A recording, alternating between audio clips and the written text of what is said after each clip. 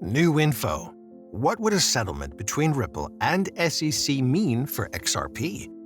Legal advisors addressing Ripple Labs, its CEO Brad Garlinghouse and a fellow benefactor, Larsen, recorded a movement Friday to constrain the Securities and Exchange Commission to deliver two arrangements of archives that the organization mentioned recently.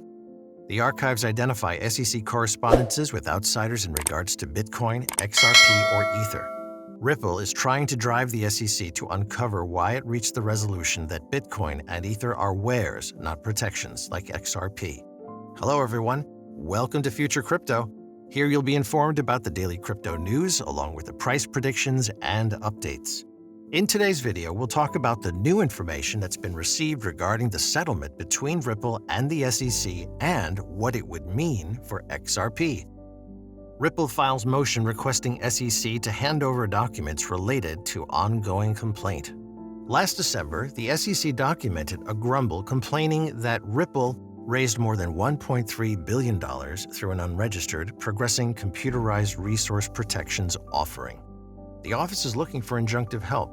We charge that Ripple, Larsen, and Garlinghouse neglected to enlist their continuous offer and offer of billions of XRP to retail financial backers, which denied expected buyers of sufficient exposures about XRP, said Stephanie Avakian, director of the SEC's Enforcement Division, in a December official statement. On April 6th and May 6th, United States Magistrate Judge Sarah Netburn of New York's Southern District had requested the SEC to give the reports, yet the organization presently cannot seem to agree, referring to significance. The different sides have met autonomously multiple times to attempt to determine the issue, most as of late on June 1st, as per the Ripple movement. Regulatory landscape. SEC authorization activities in the computerized resource space will in general zero in on the last two prongs of Howey, to be specific, whether buyers had a sensible assumption for benefit, and if so, whether the benefit assumption was subject to the endeavors of others. Key elements applicable to the benefits assumption prong incorporate whether the advertiser displayed the computerized resources for imminent clients for their usefulness, or, on the other hand, to financial backers for the token's theoretical worth. Significant components in deciding the endeavors of others prong have included whether the organization was decentralized or completely useful. For as far back as quite a long while, crypto network engineers have confronted an administrative catch-22.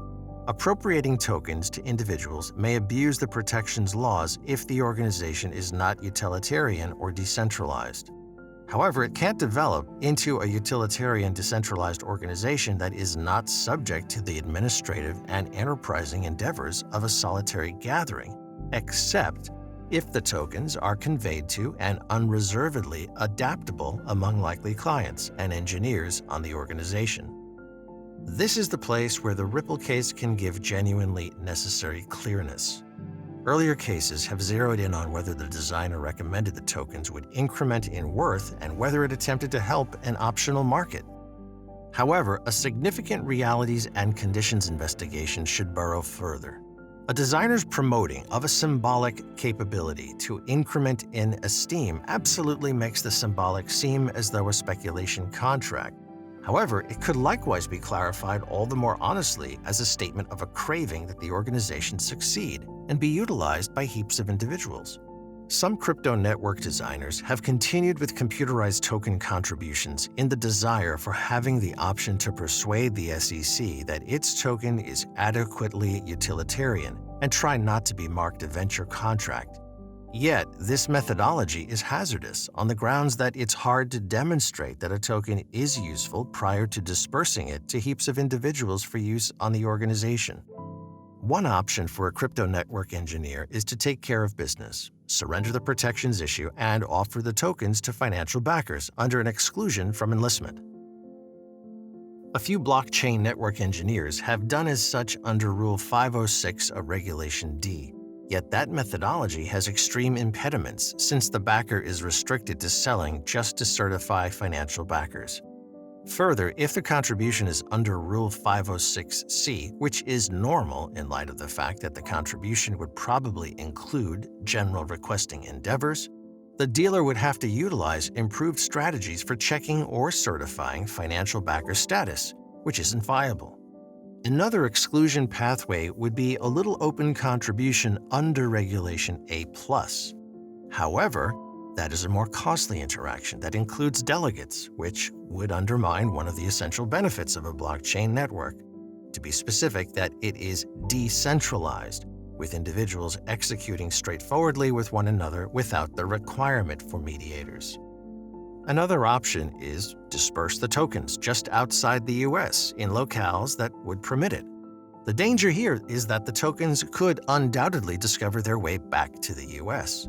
What's more, from a public approach viewpoint, an administrative system that boosts business visionaries to work outside the US denies Americans and US markets the chance to partake in an inventive chance.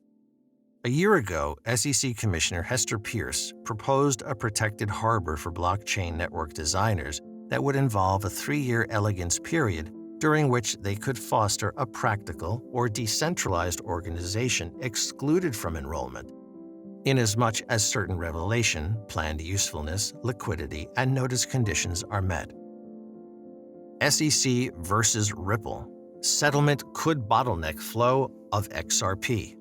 Settlement understanding between the SEC and Ripple is most likely going to include Ripple paying a penalty specifically limited to dates pre-lawsuit, exclude spewing of benefits to buyers in view of the difficulty of sorting out some way to dispense the assets, contain a term that remembers limits for the deals of XRP delivered from escrow, fulfill Ripple's interests, in particular keeping up its business and ODL, give the trades the certainty to relist XRP, potentially limit deals to private deals to organizations and customers, which would bottleneck the progression of XRP into the market for quite a long time. Put XRP free to the extent that it protects infringement. Ripple would be the first crypto organization to be 100% free.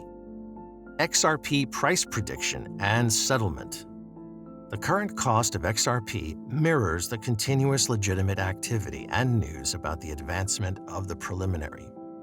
On the off chance that Ripple wins the case, trade posting suspicion will be ignored and more XRP liquidity moves will begin in the US market.